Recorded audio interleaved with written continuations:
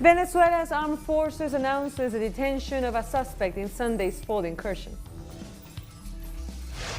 The defense minister of Bolivia's de facto government goes into self-isolation after his wife tested positive for COVID-19. And 7 reported injured after a fire engulfs a 48-story high-rise in the United Arab Emirates. Welcome to Telesur. I'm Carla Gonzalez, and this is from the South. We begin in Venezuela. The Vice President Delcy Rodriguez denounced an attack on Venezuela's electric grid that affected several states, just hours after the thwarted terrorist plot against the nation. Over the last few months, we have been given relevant information about the training camps in Colombia, where they are hatching plans to destabilize Venezuela, plans to attack our homeland, to attack the Venezuelan people. As part of these plots, today we suffer an attack on the national electricity system. Fortunately, we have been restoring power at the national level. The Venezuelan Armed Forces has announced the detention of a man who was part of Sunday's failed operation. According to the armed forces, the man was arrested in the town of Sepe thanks to a joint effort between the army and the police.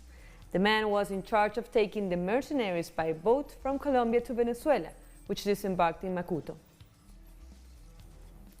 U.S. Secretary of State Mike Pompeo has echoed President Donald Trump's comments that Washington was not directly involved in the failed mercenary attack against Venezuela. As I think the Secretary of Defense said, or maybe it was the Chairman of Joint Chiefs of Staff and the President too, there was no U.S. government direct involvement in this operation. If we'd have been involved, it would have gone differently. And Sunday's terrorist incursion into Venezuela, orchestrated from Colombia, had been foreshadowed by a number of recent events and reportedly had the support of Colombia's intelligence agencies. On March 26, retired Army officer Cliver Alcalá Cordones confessed to a plane in coordination with members of the Venezuelan opposition, paramilitaries and sectors of Colombia's right wing that would try to carry out a military incursion into Venezuela. The weapons seized in Colombia belong to the Venezuelan people, as part of a pact signed by President Guaidó and Mr. J.J. Rendon, as well as by Mr. Vergara and North American advisors. For months, we've been working on the creation of a freedom unit for Venezuela. Alcalá confirmed that the recipients of those weapons was going to be AKA Pantera, who was killed on Sunday by the Bolivian armed forces during the attempted raid. The authors of this plot came from Colombia, as confirmed by U.S. Special Forces member Jordan Goudreau. At 1700 hours, a daring amphibious raid was launched from the border of Colombia deep into the heart of Caracas. Colombia's democratic sectors are demanding that the national government clarify Sunday's event, given that the attack had been forewarned. This is a delicate matter, and it demands that the government explain how the intelligence agencies are responding to these groups that are trying to attack Venezuela, playing into the hands of the U.S. and its intervention attempts. Experts agree that the Colombian government violated the nation's sovereignty, working in the interest of the U.S. to destabilize its neighboring country. Sadly, the Colombian government is still an accomplice in the violation of international law by attempting against a nation's sovereignty. As we have seen by the events at the border, there is a collaboration between Colombia's armed forces and paramilitary groups. While Colombia's foreign minister has rejected the declarations of Venezuela's government, evidence continues to mount against the government of Iván Duque for their complicity. St. Kitts and Nevis recorded 15 positive cases of COVID-19, of which 12 people have recovered. 6 new cases have been detected, 2 cases in the state of Bolivia, both women. One is 30 years old and the other 20. These were discovered at the border coming from Manaus. The other 4 cases are located in the state of Nueva Esparta. That was Vice President of Venezuela, Delcy Rodriguez, making a call to people to maintain the preventive measures and also announcing how many cases the country has. She also highlighted there were growing cases of asymptomatic patients. Let's listen to her. We have 367 cases, which 44.7% are recovered cases, 164 cases recover, 100 patients in Sentinel's hospital, 73 infected people are in comprehensive diagnostic centers, 20 are in private clinics, and unfortunately, 10 deaths. When we see the current condition of patients, I always refer to this important number of active cases. 116 cases are asymptomatic. Every day we remember that there are people who are not showing any symptoms or physical pathologies, but who are perfectly capable transmitter and carriers of COVID-19. Now let's listen to the story on St. Kitts and Nevis and how many cases of COVID-19 the country has. To date, 318 persons have been sampled and tested, with 15 confirmed positive, 303 confirmed negative, and 0 results pending. This afternoon, I would like to confirm that we have 12 confirmed cases who have recovered. I repeat, 12 confirmed cases have recovered. To date, we have 0 deaths. And now we turn to Bolivia. The defense minister of the de facto government has announced he will be in voluntary isolation with his family after his wife tested positive for COVID-19. I surely brought the virus home due to the circumstances of my work, and it is for this reason I am waiting to see if the test is positive or negative. Either way, I must stay in quarantine for 14 days, and during these days I will continue to work for our country. Also in Bolivia, the president of the lower house has raised the possibility of modifying a recently proposed law that requires elections to be held within 90 days, depending on the progression of COVID-19, of course. Let's have a look. A bill proposed by the Electoral Court says that elections could be held within 45 days, but suggests to wait for 150 days. However, the Legislative Assembly instead declared a 90-day window to hold these elections, which set off a campaign by the de facto government against the movement towards Socialism Party. To politicize this during the pandemic is not right. We are interested in protecting lives, and the separation of powers is being ignored. The Electoral Court has established a time frame, but they don't care to respect it. The de facto government announced that this week they will ask for a repeal of the lower house law project to once again leave these delayed elections in limbo. Right-wing candidate Carlos Mesa, for his part, has asked for a meeting to reach an agreement. We need a clear roadmap considering the pandemic, putting the lives of the people ahead of everything else. We also need a government chosen by the people. A transitional government cannot lead in this time. Last January, the Constitutional Court ruled that the elections cannot be delayed indefinitely, once again, as it would be an unconstitutional act. Suggesting open dates leads to uncertainty, which is probably what Mrs. Áñez wants, to stay in power for an indefinite amount of time without having been elected. Lawmakers from the MAS party, who hold a majority of votes in both the lower house and the Senate, cited Article 169 of the Constitution that says that a transitional government has at most 90 days to call for elections, a time frame long past. We are willing to meet with experts once the terms have expired, like we've done until now, and to talk with the Electoral Court to define changes. 8 political parties are in the running for the elections, 7 from the right wing that backed last November's coup against President Evo Morales, against the left-wing movement towards socialism, which is still the front runner. We'll take a short break now. Don't go away.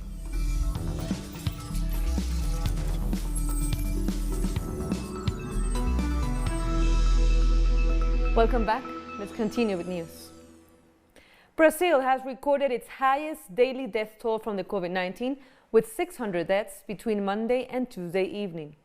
The health ministry reported the nation has over 114,000 confirmed cases and almost 8,000 deaths.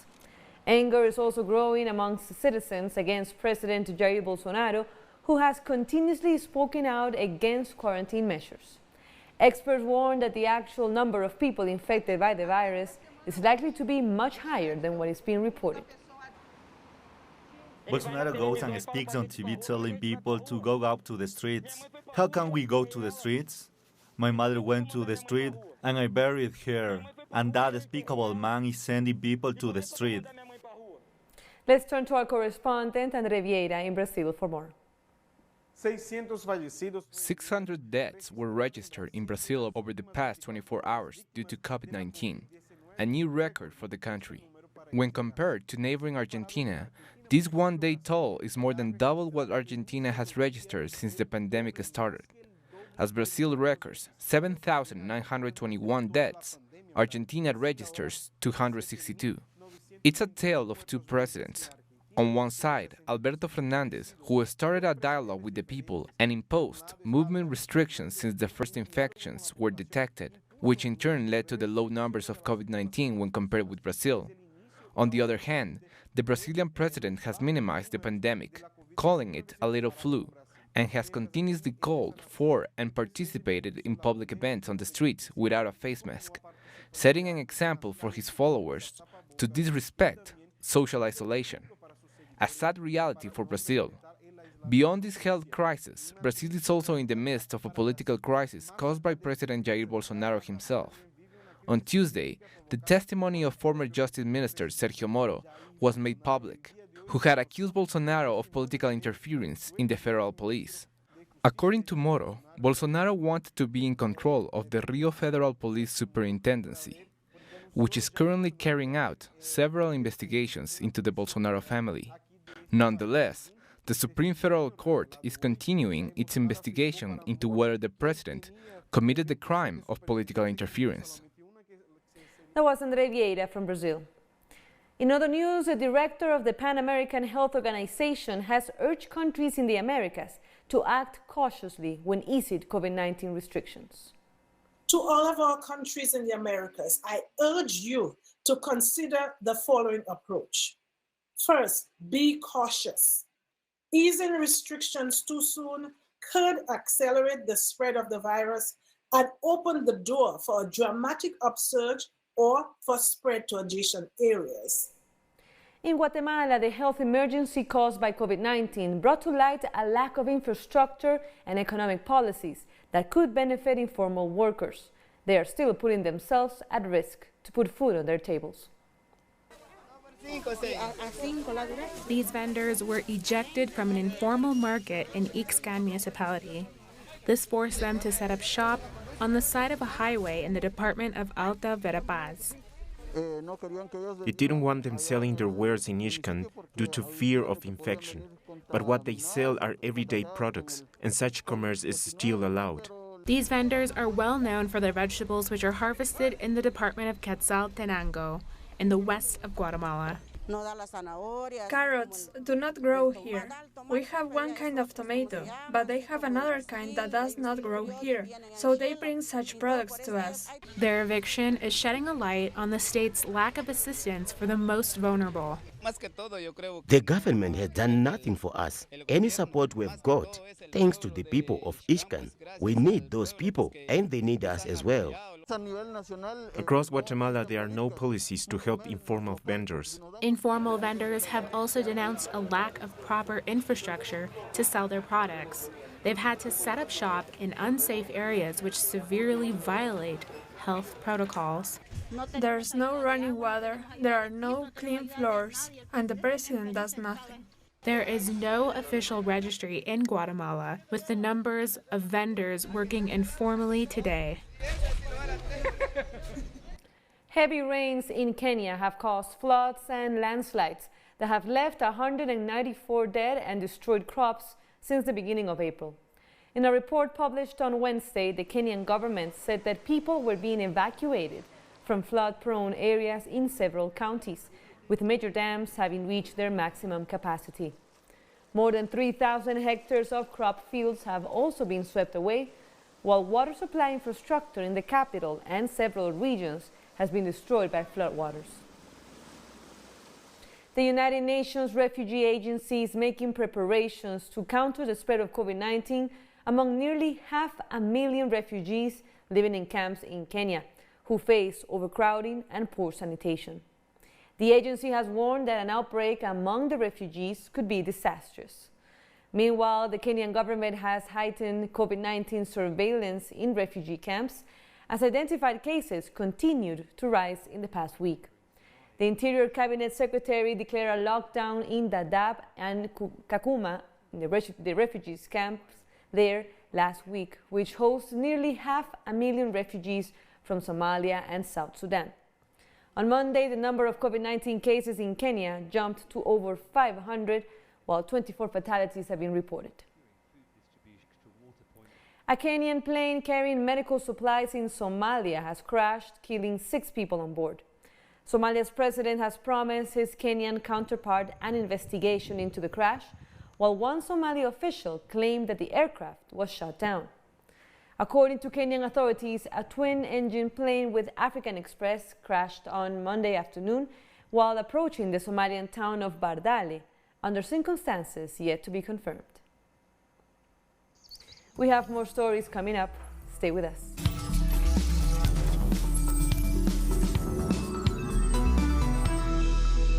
Thank you for joining us again. U.S. President Donald Trump plans to disband the coronavirus task force and may replace it with a different group as the country gradually reopens. So I think that as far as the task force, Mike Pence and the task force have done a great job, but we're now looking at a little bit of a different form, and that form is safety and opening, and we'll have a different group probably set up for that. Are you saying mission accomplished? No, not at all. The mission accomplished is when it's over. China has lashed out at U.S. Secretary of State Mike Pompeo over his claims that the coronavirus originated in a lab in Wuhan. Mr. Pompeo has said a lot recently. He said that he has enormous evidence. Then show us. But I have seen reports that WHO officials also said that the U.S. has not shown any evidence to WHO so far. And according to the recent reports, it seems that the senior officials of the U.S.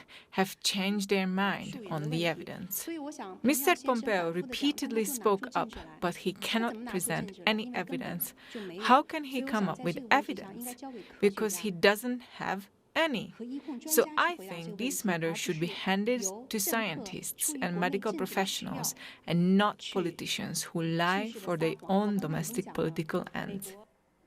Meanwhile, some 57,000 students in the city of Wuhan, the Chinese city where COVID-19 was first reported, have returned to class for the first time since a strict 76-day lockdown in the city was lifted. But not all students are back in the classroom, just senior students preparing for the National College Entrance Exam. It is not yet known when junior and middle school students will return.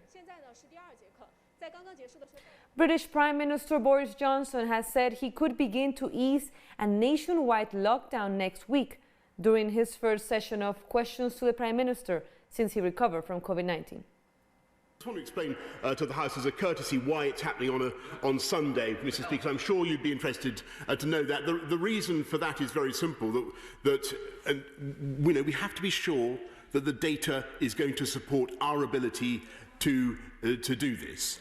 But that data is coming in continuously over the next few days. We'll want, if we possibly can, to get going with some of these measures on Monday. I think it would be a good thing, Mr. Speaker, if people had an idea of what's coming the following day. That's why I think Sunday, the weekend, is the best time to do it. But of course, the House will be fully informed and the House will have the full opportunity to debate and interrogate me or the government on that matter. 7 people have been reportedly injured after a fire engulfed a 48-story high-rise tower in the United Arab Emirates. Firefighters, police and curious onlookers surrounded the building after the fire broke out late on Tuesday in the city of Sharjah near Dubai. Authorities offer no immediate explanation for the blaze, but experts say the reason could be the aluminum composite panel often used for cladding buildings in the country. Yemen's health minister has announced the country's first death due to COVID-19. The Ministry of Health received a report about coronavirus case in a hotel in Amanat al-Asima last Sunday, and the epidemiological investigation teams immediately rushed to the hotel, where they found a Somali national dead. A sample of the dead body was taken for laboratory testing, and the results showed that he was infected by the novel coronavirus. The case had chronic diseases like kidney failure and chronic liver inflammation. The hotel was disinfected and sterilized.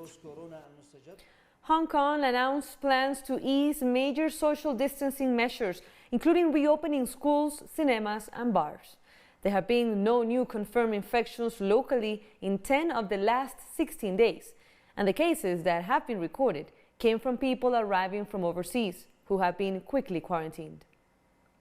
The Executive Council passed an amendment this morning. The definition of banned groups gathering will be relaxed, from more than 4 persons to more than 8 persons.